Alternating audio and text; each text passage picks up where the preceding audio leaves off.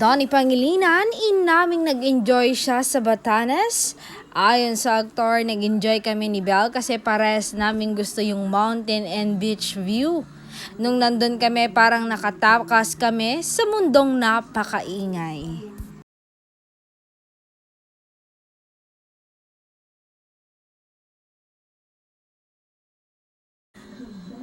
Ang saya't lalo't kasama ko siya. Yung mga eksena nga namin, feel na feel ko. Parang hindi na trabaho. Natural lang. Hi, Donnie, napapaamin ka na talaga sa tunay mong nararamdaman.